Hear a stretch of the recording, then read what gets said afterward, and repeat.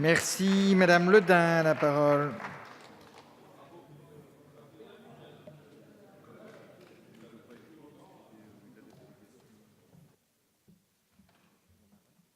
Monsieur le Président, Madame la Ministre, Messieurs les rapporteurs, chers collègues, dans ce dossier qui est tout à fait essentiel dans ce moment du projet de loi de finances sur la mission administrative générale et territoriale de l'État, il s'agit ni plus ni moins que de l'action de l'État sur l'ensemble des territoires français, en métropole comme dans les DOM-TOM. C'est la place de l'État dans l'institution France sur son territoire en direction des concitoyens ainsi que des collectivités territoriales, acteurs essentiels de notre démocratie. Il porte sur 3 volets, la notion de nouvelle préfecture, c'est-à-dire la porte d'entrée de l'État sur les territoires, porte d'entrée de l'État sur lequel on note une augmentation de 57 millions d'euros, ce qui est raisonnable, et ainsi qu'une augmentation modeste mais intéressante des effectifs en administration centrale de l'État, 159 équivalents temps plein, et en matière des effectifs départementaux, territoriaux, plus 185, notamment pour le pacte d'accès à la sécurité et plus 30 pour le pacte d'accès aux migrants, le plan d'accès aux migrants. Mais essentiellement, il faut le noter, je tiens à le souligner, 111 personnes en matière administrative, et c'est important, parce que n'oublions pas qu'il n'y a pas que des hauts fonctionnaires dans nos administrations, il y a également des personnes de catégorie C, de catégorie B, voire même de A, qui ne sont pas des A', qui ont vu leurs émoluments longuement évoluer, et donc une action particulière de notre gouvernement sur le monde réel, territorialisé dans les préfectures, dans les sous-préfectures, avec ce concept de nouvelle préfecture et d'accès à l'information, à l'informatique, aux nouveaux outils et à la sécurisation de ces outils informatiques pour la sécurité et la solidité informatique de l'information dans les serveurs, avec une augmentation en la matière de plus de 20%. C'est un effort significatif, je voulais le souligner.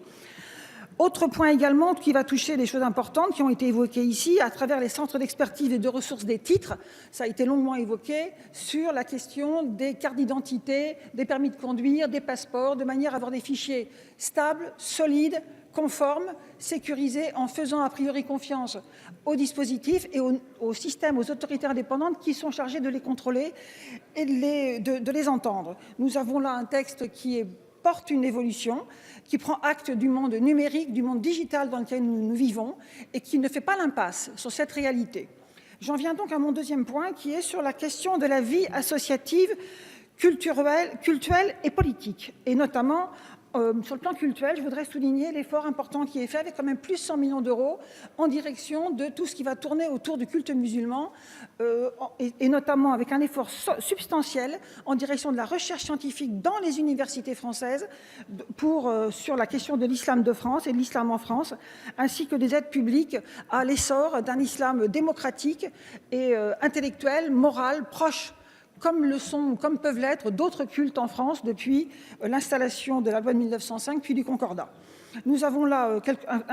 un effort financier qui est puissant et qu'il faut saluer, et je vous en remercie. Je voudrais aussi signaler le fait que le choix n'a pas été fait d'avoir une grande institution nationale qui aurait pu avoir des annexes en province, mais de s'appuyer sur une puissance scientifique et universitaire sur tous les territoires français et faire émerger une compétence dans ces domaines dans toute la France, et y compris dans les DOM-TOM, et je trouve que c'est tout à fait pertinent pour la vie culturelle. Pour la vie politique, le débat s'est fait jour largement sur la question de la dématérialisation de la propagande électorale.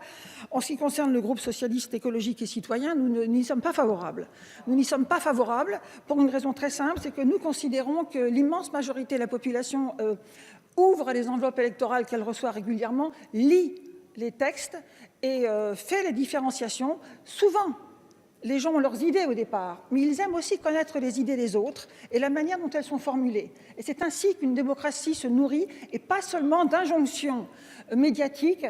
qu'elles soient télévisuelles, journalistiques ou radiophoniques, ou même par voie de réseaux sociaux qui sont extrêmement actifs dans ces domaines-là, avec une côté propagande qui peut être agressive, et que la propagande politique, assumant la fonction politique d'un État démocratique, doit se faire par voie papier, de manière que dans le calme de la résidence, dans le calme de la vie quotidienne, chacun puisse décider en conscience, en connaissance de son choix, et en ayant écouté, lu, vu, compris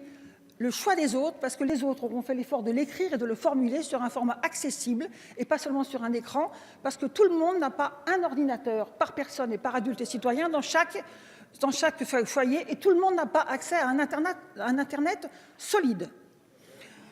Donc nous avions déposé un amendement en commission, nous redéposons ici. Et dernier point, je voulais souligner quand même l'effort important fait, parce qu'on maintient au même niveau depuis 2 ans du soutien aux partis politiques à 68 millions d'euros. C'est maintenu, il n'y a aucune augmentation depuis 2012, et ce qui aboutit à une différence, à une aide aux partis politiques plus faible que l'aide à la presse, qui est donnée par l'État français. Je voulais quand même le souligner. Ainsi, rappeler aussi l'effort, et je voudrais le souligner également, dans cette mission administrative et générale et territoriale, je note que les effectifs de personnes handicapées s'établissent à 6,1% pour la 4e année, et que c'est supérieur à l'objectif initialement fixé. Donc ce budget, Madame la Ministre, est tout à fait bien, nonobstant le point que j'ai évoqué longuement. Merci pour ce travail, et nous voterons donc pour ce budget, nonobstant l'amendement déposé qui supprimera donc l'article qui supprime. Nous supprimons la suppression. Je vous remercie. Merci.